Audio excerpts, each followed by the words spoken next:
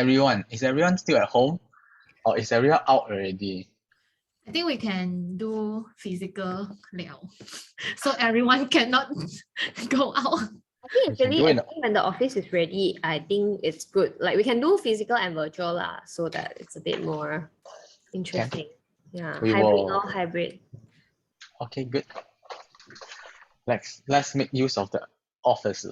Yeah. Okay, cool.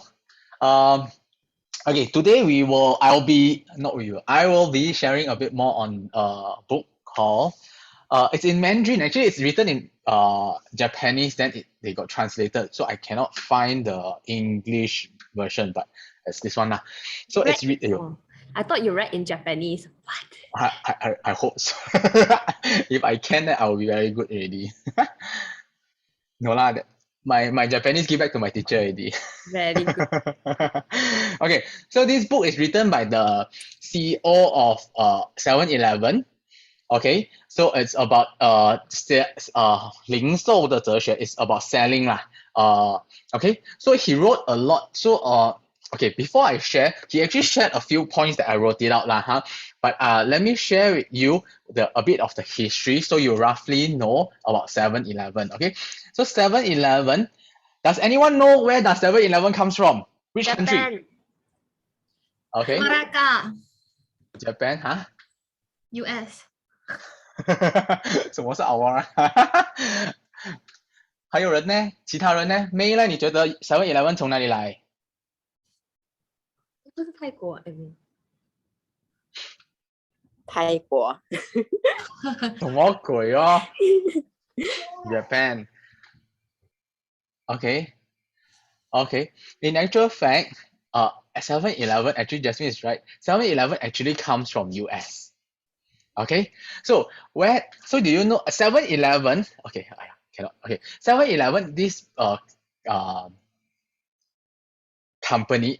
Okay, let me give you a bit of brief history lah, huh? Just to know. 7-Eleven was from US. So initially, 7-Eleven was a ice company. So what they do is that they actually sell ice.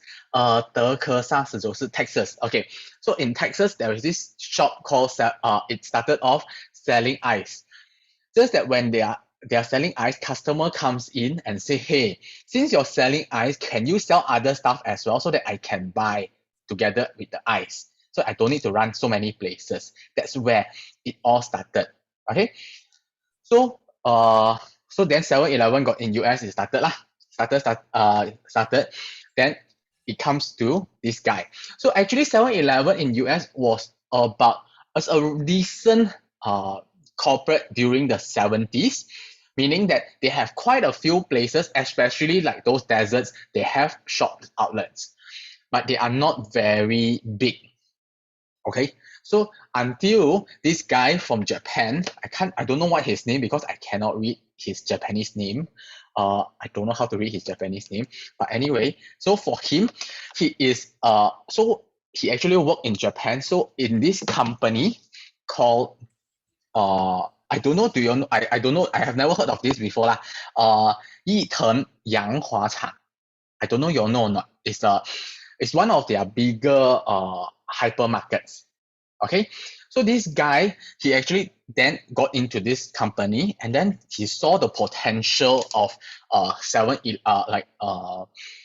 retail, which is 7-Eleven lah, huh? Those convenience stores. So then he actually suggested to bring it in. Okay, so then now let me share you what he shared in this book. Okay, so that he actually shared we have to, if you want to build a very strong business, a very big business, you need to have these 5 criteria. Okay, so the first criteria is 打破常识, meaning you need to be out of common sense. You don't use common sense. You cannot follow the norm. Okay, why does he say so? Is because first of all, whatever people say is a norm, or like for example, I'm pretty sure all of us have this idea or we have heard this concept before. Meaning, to do a business, the less competition, the better it is. Have anyone heard this statement? or have anyone taught you, say, you must do a business that has not many competition? If God, can you type 111 for those that cannot talk? Or, It's called a blue ocean strategy. okay, good, correct. So slightly different. Blue ocean strategy is where, in a way it is, but at the same time it's a new blue ocean is more of towards like it's a new industry, right? So for this one, it says that as long as that we have this mindset the less competition the better it is. Somewhat similar to blue ocean, but that one we will, if you're interested, we can discuss that in the future. I got a book all about blue oceans. Okay, so he said actually less competition is good in the start for you to earn money. However, because of less competition, we will often take it for granted, and then we will become lazy and not motivated to improve. So hence, end of the day, the whole business in the long run, it will spiral down. So that's why he said it's actually not good to have less competition. In fact, the more competition it is the better it is for you in business. Okay, because it keeps you at edge. Okay, so then he shared, this guy, okay, I'm gonna call him author because I do not know how to read his name, because it's Ling Mu Mingwen. Okay, anyway, that's his name Okay, so I'll just use his name as author. So his background is very interesting. So before he went into this Yiteng Yanghua, this one, the hypermarket to work, he actually had a different background. He started off with a publishing company. So he went into the publishing company thinking that he will be in the author, more on like writing, all this kind of stuff. Manatao, he got sent to data crunching. So he is very grateful for that opportunity, because he said this allowed me to learn two things that allowed me to flourish and grow 7-Eleven to such an extent that although 7-Eleven is a subsidiary in Japan, so US is the mother company, the daughter company is in Japan, but in the 90s, Japan actually bought over US 7-Eleven. That's why now 7-Eleven is a Japanese company. It's no longer a US company, although it started off origin at US. And also a lot of people would know 7-Eleven is from Japan. No one knew 7-Eleven from US. I also didn't know until I started reading this book. Okay, so what did he learn? Two things that he took off was, he said, one is 统计学 is analytical skills, and then also psychological 心理学. Okay, why he said these two skills is very important is because one is that it allows him to better analyze the numbers that he get. So he said any business, you need to know your numbers. If you do not know your numbers, you will have a hard time running your business. So it's for projection, it's for everything. So analytical skill is very important. The other one, after you have analytical skills, you need to have psychological skills. Why? Because it allows you to avoid being affected by personal opinion. Because sometimes when we look at numbers or we look at whatever, we often use our own personal opinion, all this. So then when we are able to use psychological, we have this psychological 心理学, we know about all this, about, like, for example, human nature, all this, then we can avoid ourselves from doing all these decisions. So hence, it will allow us to not just blindly following the numbers. It allows us to understand what is the number trying to tell you? What is the root cause? Or even, why is it changing? So that allows us to better project our business. Even like, for example, most of us are, some of us are doing the business anyway. So it also allows, so if you know your numbers, then we can know, like, okay, for example, like last month, the numbers dropped. Why? Are we able to project? Are we able to analyze and say, hey, is this the reason? Okay, so later I will share you a bit more on this, which is, I think it's very interesting how he actually runs the numbers and how he actually grow 7-Eleven from one outlet to more than 30,000 outlets in Japan itself. And the thing is, if you go to Japan, you will realize not every state in Japan has 7-Eleven. So he said, actually, you realize Japan 7-Eleven actually operates in another way, which I will share. the next one, sorry, I will just share now. So they said he actually used this approach, which is called the 密集形式 the 战略. Okay, meaning he uses this approach of, rather than having the outlet everywhere. For example, imagine like KL got one, BJ got one, Klang got one, everywhere got only one outlet. He rather focus everything in one state first, one place, let everyone in that area knows about you. So he started 7-Eleven in this strategy. The first 100 outlet or 200 outlet he has was all in the same district. So meaning every 4 to 5 kilometers there's one. In order for everyone in that area to know, hey, there is this convenience store called 7-Eleven. So same for when I was reading this, I realized that there's this leader also shared before, in terms of rather than building your business everywhere, focus on one place, let your business grow and be firm, then only you expand out. That will be a better way. But anyway, this is 7-Eleven's approach. So he focused everything in one spot, let 7-Eleven to be so well known, and let everyone in that area to be so dependent on 7-Eleven. Only he started to expand outside of that area. So this is how he approached. So I think it's a very interesting way of doing business, because traditionally when we start business, we will think about like, hey, I want to keep expanding to different states, different places. But for 7-Eleven, he never do that. So that is a different. Okay. So the other thing that he shared was to be in this topic is to be out of the norm, is that he said never ever easily say to 放弃, which is to admit defeat, because he said if you can persist long enough, people that support you will always appear. So if you're not able to persist, people will never appear or support you. So it's what he mentioned because of his background. So he realized, so back to his, I relate back to his story a bit. So after that, after he went to the publishing company, he went into this company, which is the hypermarket. So while in the hypermarket, because of his background that is not in the retail or in this FMCG or even any of such thing, so that's where he really he has no knowledge of this retail. So because of that, it actually benefited him throughout his life. So hence, he always liked to do things coming from a different perspective. Because when they were talking about this in Japan at that time, let me give you a bit of history in Japan. Yeah.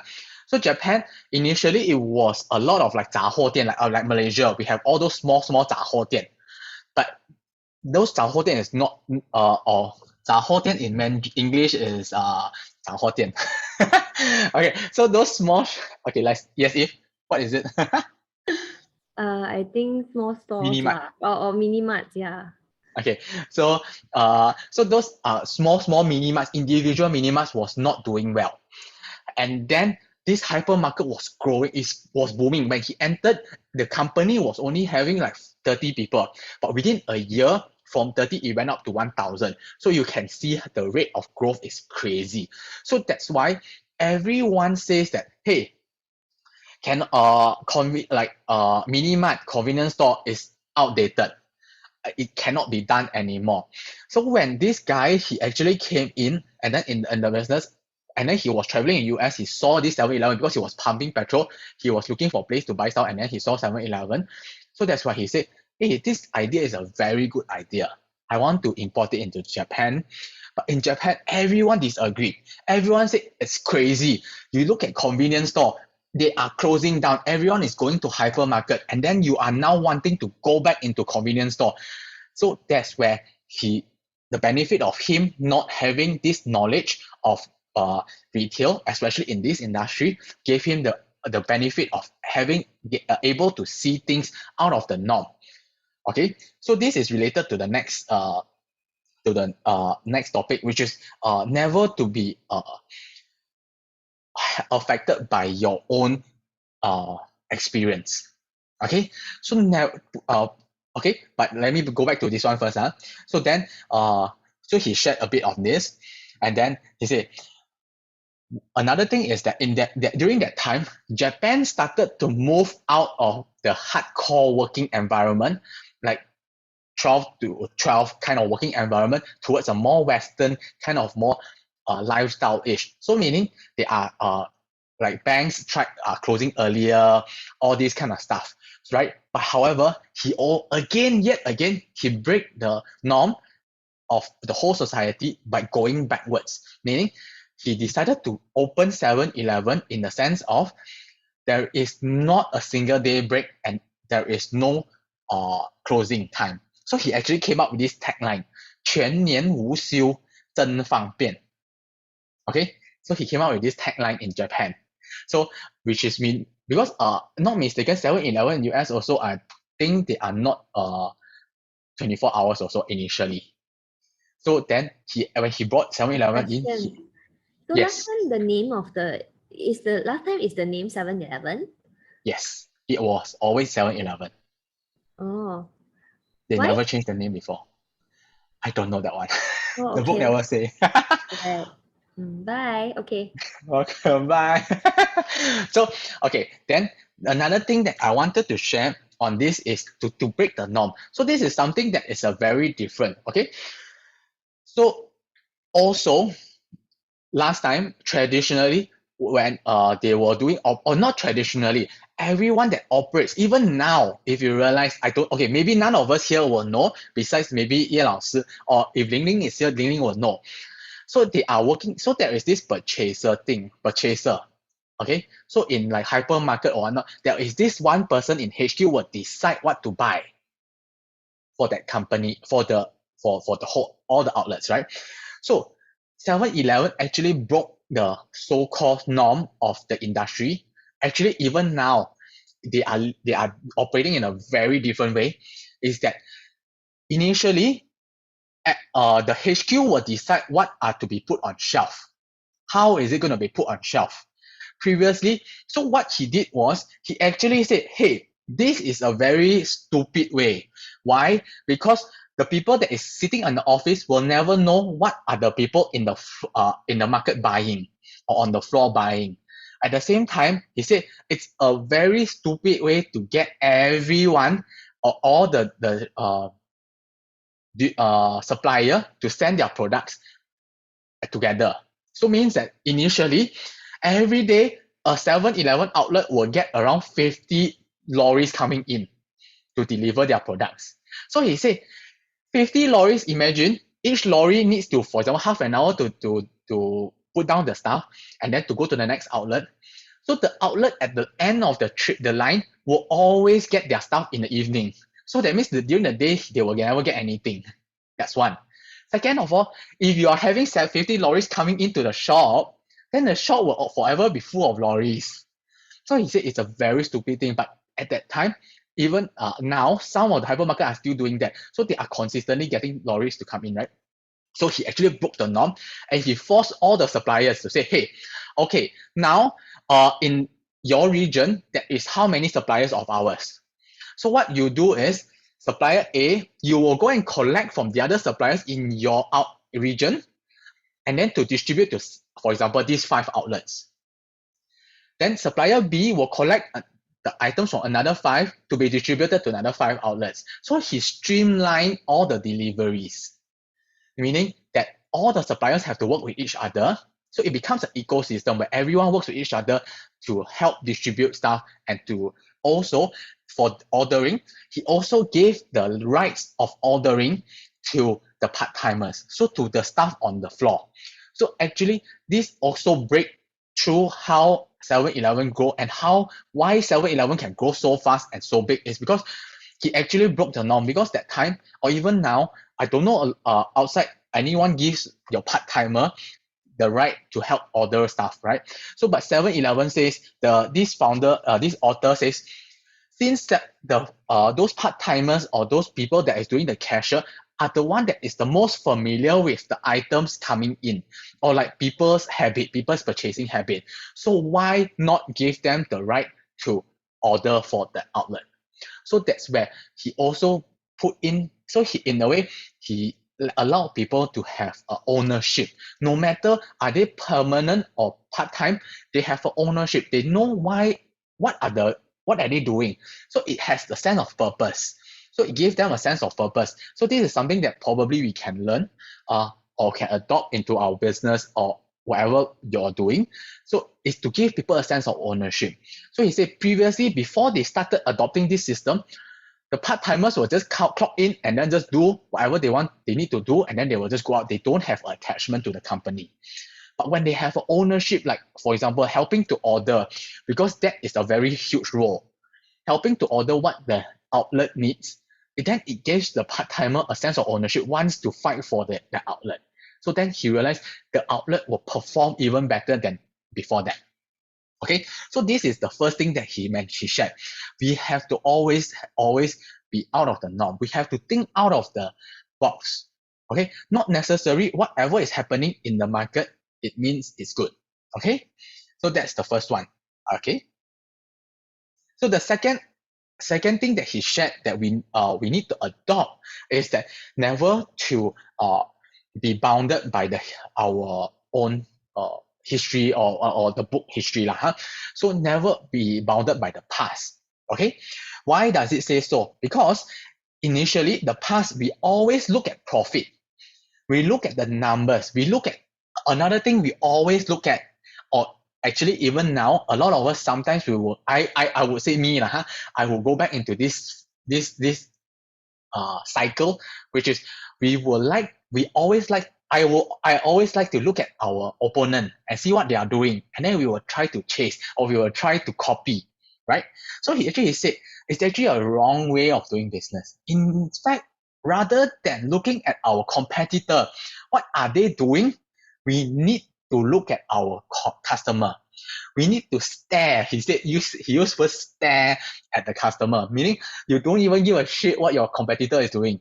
You look at your customer, because the real competitor in the business, in any business, is never other brands. It's actually the consumer's needs. When the consumer's needs change and you are not able to follow, then you are being outplayed. But if you're able to follow, that means you are running at the forefront. So this reminds me like, hey, when we are doing our business, are we also looking at what the customer needs? Are we also providing like events or providing an environment that the customer needs? Or is it just solely because people are doing, then we are doing? Right? This is something that is a very good thing for us to learn. Okay? So the other thing that he said is that don't look at the past or history. So another thing that he actually also talked about is that, for example, because he actually 7-Eleven boomed during the IT boom era, right? So a lot of people in the market or in the industry started going into IT, meaning they started to not having physical meetings, or even like they cut down on meetings, they write memos, they write all this to distribute information. However, for this author, he said, meeting has its purpose. Hence, until today, until he retired, he still insists on having physical meetings of all different sections. For example, managerial meetings, retail outlets meetings, or regional meetings, or even country meetings. So with different levels of people. Why? Because he said, when you are having a meeting, we are able to go face to face. We are able to see people's face, or like that's why when we do Zoom, we will ask people to open up their webcam. It's because when we are able to see each other, then we will be able to know, or more effectively know, whether how much that person knows based on their facial expression, right? Are they in doubt, or are they curious, or are they blur, right? So that's why he said, do never be affected by the history. Although the history is saying that, hey, everyone is moving towards IT, but not necessarily we have to follow. Okay, never to be fixed by that. The other thing that he said to share is that in this topic, he said, try to use multiple ways to input information. So what does it mean is that So him being a founder of 7-Eleven, so as I asked y'all before, what does Lifekey stand for, right? So for 7-Eleven, to him, this company, this outlet stands for convenience, meaning it's based on the customer, the convenience for the customer, the convenience at the expense of ours in that sense. So it's always a very convenience centric. Whatever they do, they think about people's convenience. Okay, so this is why also because he as a retail, actually he does 7-Eleven does not have a bank license, but it's just because he wants to provide the people the convenience of able to withdraw money from the convenience store at any time of the day. Because in Japan at that time, the bank closes at 4 p.m., even earlier than Malaysia. So at 4 p.m., the outlet, the banks closed already. So it means that you cannot take money anymore. So that's why he wanted to have an ATM machine in the convenience store. So because of that, he actually fight for it and then bought a bank licensing just to open an ATM machine. Okay, so why did I share this? It's because, and although at the start everyone disagreed with this concept because they say, hey, you're opening a convenience store, why are you trying to get a bank license, right? So that's where the purpose of this came in. So he said he always, whenever he has meetings, he will always mention about why they are doing this. He will keep repeat, although people might find it very naggy, or annoyed by it. He said, we have to, as a leader, we have to keep repeating. Why? Because when you repeat one time, it might be okay, good to know. When you repeat 4 times, 5 times, it might become annoying. But when you repeat 20, 100 times, then people will change perspective. Might say, hey, I think this is important, because if not, he would not have continuously keep talking about it. So this is something that he shared. Okay, so another thing that he said is that in order to grow the business big, we have to continuously spark problem solving mindsets. So during the events, like just now I said, I link back to the meetings. So he said during the meetings, he likes to ask questions. Like one of the questions that he asked during one of the examples that he gave out was in terms of convenience store. At that time, a lot of restaurants are complaining about this 7-Eleven. Why? Because 7-Eleven got sell food. Okay, so at night, those people that go and drink after drinking, on the way back, they will stop at 7-Eleven and buy food. So those night stores, their business dropped. So they started to point fingers at 7-Eleven.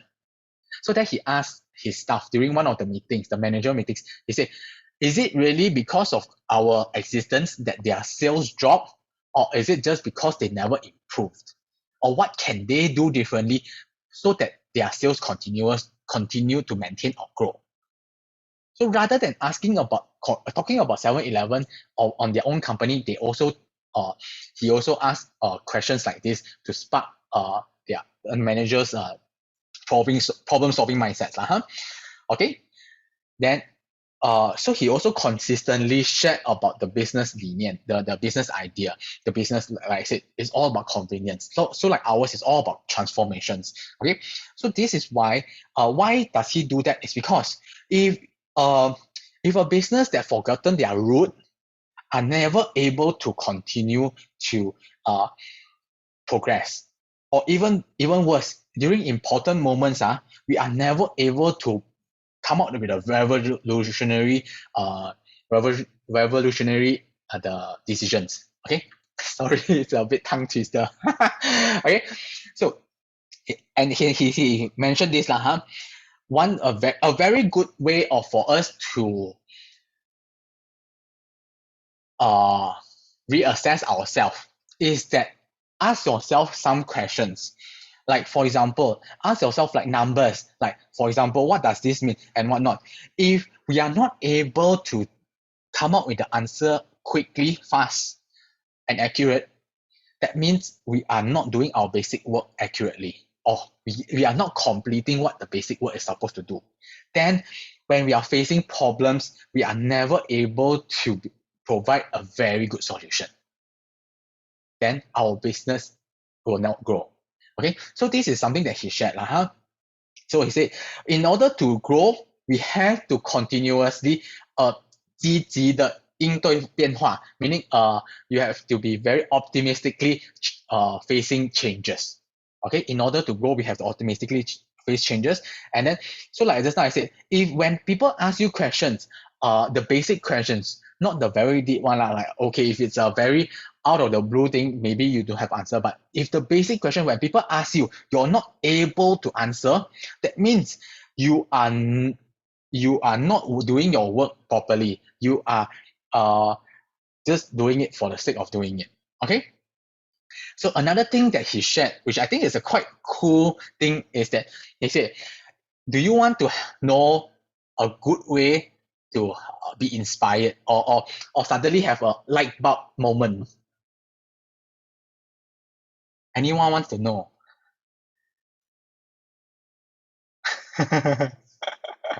Why Eve that look? Don't say. Turn off like no. What? No. Okay. No lame joke today, okay? Okay. So he actually said, if you really want a moment, like for example, if you are stuck in some situation, like you don't know what to do, or you don't have any ideas or any like solutions for it, he suggested one way, a very powerful way, which it works for him lah. It's just a reference for you. I don't know whether it works for you, which is public speaking. He said, whenever I do not know, like I'm stuck, I will tend to put myself into a public speaking. So I will try to get myself in public speaking, because when you're in public speaking, you are more alert. Your mind is constantly turning.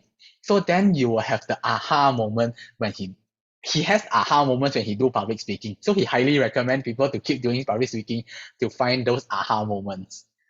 Okay, so this is something that for you can consider. Okay, can Jasmine? Okay. Anyway, think about it, give it a try, or then you might have it lah. So then the next thing is questions. Public speaking means you're not necessary to go on a stage, but you can like in a group and then you share your idea, something like that. Is it? Is it considered public speaking? Yeah, in a way, yes. Okay. So which means if you're stuck, then you draw a bunch of friends and then you share. Can lah, but actually go on the stage will be a better way lah. Because then it will have you have the commitment, you have everything has to turn faster. Because you are in the spot, you're in a tight spot. So in that sense, he is saying to put yourself in a very tight spot and then you need to perform kind. Then your brain will turn very fast. You will be, I have idea now. Something like that. Okay. Yeah. So for him, is public speaking. It gave him a lot of cool ideas. Okay. Okay. The next one is that he also shared the third point is business that is against by majority, most of the time will be successful. Meaning, if you have a business idea where everyone tell you it's not doable, it will forever fail, or something that people say it cannot be done, chances are, if you proceed, you push on with it, it will be a successful business. So like for example, just now I said 7-Eleven initially is just a convenience store, right? So first of all, like the first scenario I shared is that when he actually streamlined the delivery, everyone was so against it because everyone said they are my competitor. Why should I pick up their products? Why should I help them to deliver? How I reach their delivery late and then their product are not sold, right? So this is a traditional, but he pushed forward. And then because of that, he got those people to come together and then everyone's business boom. 7-Eleven's business boom so well, the suppliers' business also went up because 7-Eleven went up. And the products are always on shelf. So this is the first thing. Second thing is that 7-Eleven, because of the ATM. So because of the ATM, initially people say it's stupid idea. It's not doable and you're a convenience store. Why do you want to have a bank? But he pushed forward, and because of the 7-Eleven, people started to go to 7-Eleven more. because they wanted to get money, and then the sales also went up. Although I do not know now what does 7-Eleven, the bank go into become more officially become a bank, but the ATM helped the business a lot. Okay, so another thing is that he also shared, so 7-Eleven is a convenient store, right? Because of this word convenient, 7-Eleven actually, that I actually shared to some of you, 7-Eleven, if you go to Japan, I don't know, in the near future, if you do go to Japan, and if you see a 7-Eleven shop, go and walk around. I don't know, do they still continue to sell that? But during that time was written, I think they still sell it, is that they sell 红事白事 item, meaning like ang bao, like for us, 红事 is like those celebration stuff, like ang baos or all this. 白事 is people that died. So they even sell like, you know, like those in a small packet. Obviously they won't go and hang the patong lah, huh? But in Japan they have those 仪式, they need all this, right? So they actually sell, you know, they actually package it properly, put it there. Why? Because they understand that you wouldn't know when will happen. So like for example, someone that it might be sudden at night, but those stores that actually sell this are not open, but you need it urgently. So that's why he sell. So he comes from this perspective. Okay, so he comes from, so by that time when he decided to sell all this, people are so pantang, people scold, you know. People say, where can you put that? You know, you are a convenience store, you're not selling those afterward stuff. But he said no, because we are convenience store, we need to have all this. So that's why he go forward, right? So people are against it. Okay, so another business that he actually shared, so he said if a business that everyone said is a good to go, then he said it's time for you to hold back. For example, a very good example, right? He used this example, but I think it's more relatable to Malaysia, will be bubble tea. So he used the example of in Japan, which happens the same thing like bubble tea. At that time, the economic boom, and people were starting to find ways of having more leisure life, right? So then people want to enjoy more, and then bowling came into the picture, because bowling was an exclusive US Westerner game. So then bowling got so hit, everyone was thinking of how to incorporate bowling into their business. So like hypermarket, they even empty up a floor just to convert into a bowling alley, all this. But for him, he was very against it. He said bowling is not. Why? He said because when everyone wants to go in, it becomes a mediocre business. And it's very hard for you to find a selling point for yourself, because everyone is in there competing with each other, and it's a very because everyone agrees, so it's very hard to find a cutting edge lah. So he said, because of this your business either will fail, or you will just end up being a mediocre. You will never be very successful. So he said, if everyone agrees with the business, never go into it. So like back to Malaysia, it's bubble tea lah. So when that time bubble tea is booming, everyone say, hey, bubble tea is a good business, go for it. That's where you need to stop, because why?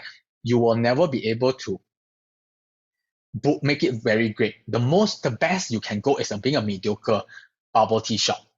Okay?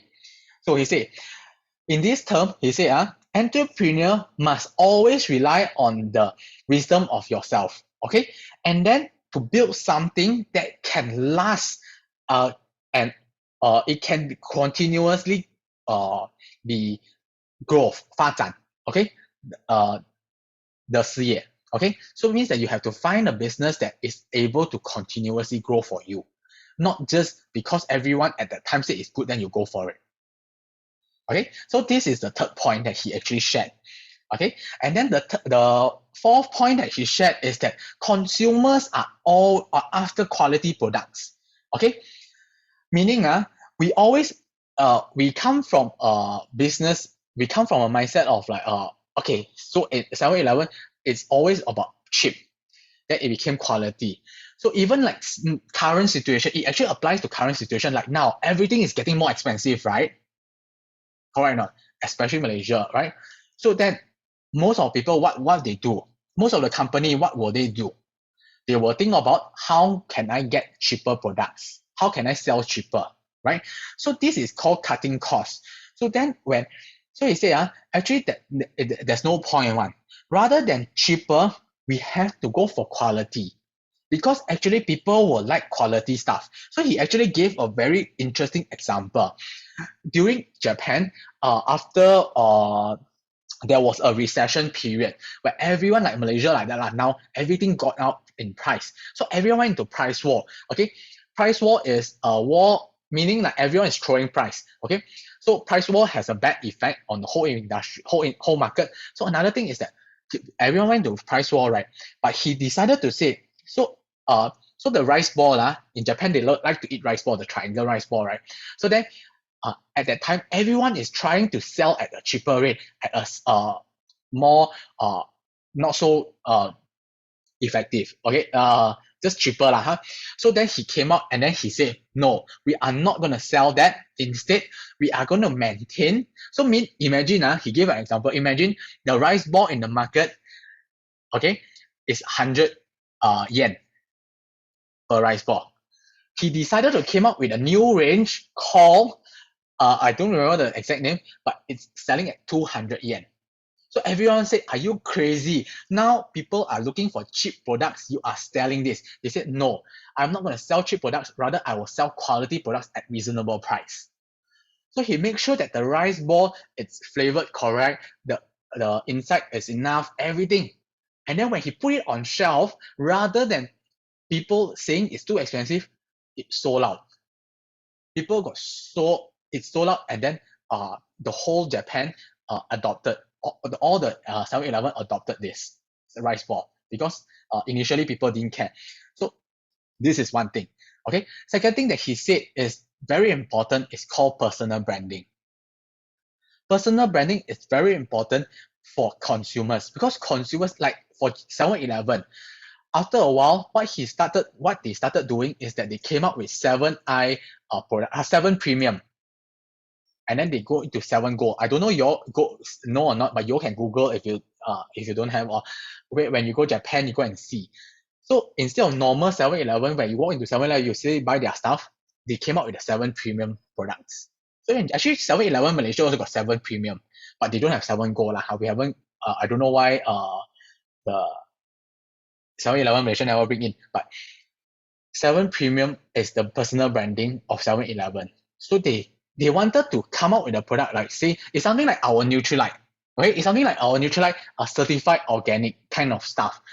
Initially, our certified organic is done by us, but now adopted by everyone, right? So 7 Premium also something like that. So where he said, okay, I'm going to sell products that is reasonably priced and at a quality, is quality. How do I do that? They came up with 7 Premium. So means that when you see 7 Premium, you know that the product has quality one. And you know that it won't be overpriced. So this is their personal branding. That's how they run. Okay. So he said personal branding is very important. Okay. The next thing is that he also said this thing, which I think is very interesting. He said, 越美味的东西就越容易腻. Means that the yummier the product is, the more you will, the faster you will be jelak of it. Meaning, product is not always about how pretty, it's not about appearance or taste only. It has to be on quality. So if you're just focusing on just appearance and taste, eventually people will just walk away. Can understand? Can relate if? Okay, very good. Taste, no, not quality. Why? Because taste can be just Ajinomoto. Okay, taste can be superior. Quality is something like food. The fish, is it fresh or not? The rice, is it good or not? The ingredients, the nutrition, all this. Okay, so he said, so that's one. Okay, so let me give you an example. Okay, so he said, never settle for okay. You must always settle for excellence in business. Okay, so he gives this example. Okay, so 7-Eleven, something like 7-Eleven Malaysia doesn't have that, but let's say Family Mart in Malaysia, they have food corners, right? So I don't know you all go like you go to Family Mart, have you tried all their foods? But if you try some of their food not so nice, I don't know lah, huh? To me the fried rice is also not nice lah. But anyway, so 7-Eleven, what he did was he actually went into 7-Eleven store. So this CEO, this author, he's a CEO. He is very hardworking. So every Saturday and Sunday, he will go around different like spot check on 7-Eleven stores and buy items and see how is the quality, especially the fresh food, right?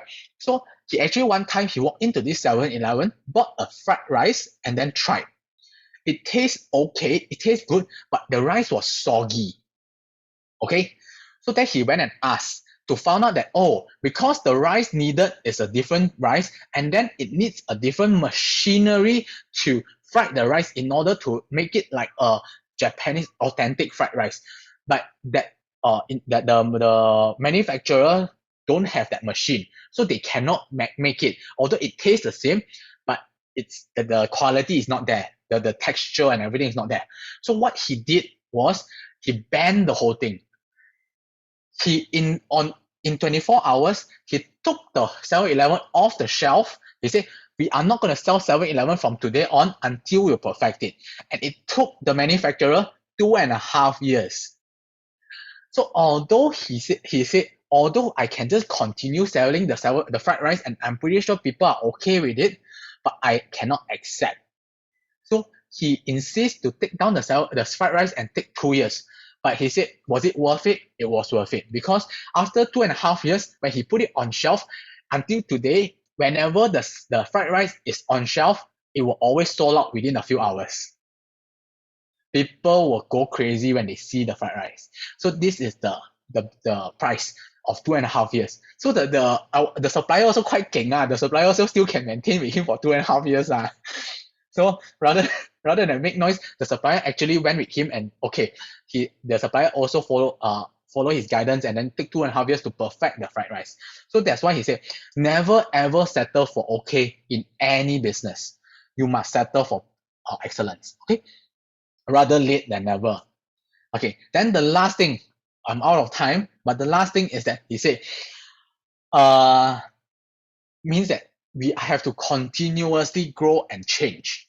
Okay, so what does this mean? Why? Because he said traditionally when 7-Eleven started, he said so he shared this point backtrack a bit. He said leaders sometimes you have to go back on your words, and although it's embarrassing, you still need to do you still need to make the decision. So why does he say that? Because initially when 7-Eleven started, everyone was going out to find customers, right? They were trying to bring people into the shop and whatnot. So he told his people, we are a convenience store. We do not go out and pull people in. We attract people come in. So that time is 等待型模式 is waiting. It's a business of waiting. So they all wait. So previously, so before 7-Eleven started, people are adopted like go out and find customers. So when he started 7-Eleven, he said, no, we are in the next generation now. We will wait for the customer to come in. We'll attract them to come in. So until about early 2000, he told his people, now we need to go out and attract people. We have to change our mindset. So it means that he changed into a 进攻式模式. It means that it's like something like attack, which is go out. So he said, is it embarrassing or not? 20 years ago, I tell my people, you die, don't go out and find customer. You sit in the shop and wait for the people to come. We must, uphold this mindset. We are no longer outside pulling people in. We are attracting them in. Then 10 years down the road, he suddenly said, oh no, we are changing. We are going back to that moment that I tell you not to do. So he said, it's embarrassing. But he said, but the decision has to be made. Okay, so why? And this is, he said, never to be fixed, because markets are consistently changing. Habits are continuously changing. We cannot be fixed by what we have now. So he said, last time it used to be a 卖方市场, it means that it's seller's market. So the whole industry are controlled by the seller. So we decide what the consumer needs. We give the consumer, they have to take, they have no choice one. So like I'm pretty sure you also know lah. 20 years ago or 10 years ago, whatever sell like for example Nike or Adidas, whatever they sell you, they sell you. You don't get the say. But now it's no longer that. Now it's the buyer's market now. Buyer has a say. Buyer decide what they want to buy. Or like for example, the China company, I don't know, you all know the online company where the very famous clothing company in China, the online store, I think Jasmine will know. I can't remember the name. Shein. So Shein is a company where now it's a symbol of this seller's market, buyer's market. So what it does is that it will take the buyer's information, adopt it, and then manufacture. Okay, so it's the same thing as what 7-Eleven doing, but 7-Eleven did it way earlier than Shein but in terms of convenience store, like daily products. Okay, so what he says is that because now it's already the buyer's market, we need to know what the buyer wants. We need to approach the buyer and create a selling opportunity, a buying opportunity. So we need to continuously think about how we can create a want to buy something, the intention to buy something. Okay, so then he said last thing is that always go back to zero. So he likes this the author said we have to always go back to blank paper. Our mindset, we have to go back to always treat ourselves like a blank paper, and then we come out from there again. So go back to zero and then readjust ourselves and then move forward again. So continuously go back to zero. Okay, so this is the 5 points that he shared, which I think is a very interesting way of sharing in this book Okay, so last thing, let me end this. So this is last thing that he shared, which I want to share. I will read it for you So okay, I will translate it for you.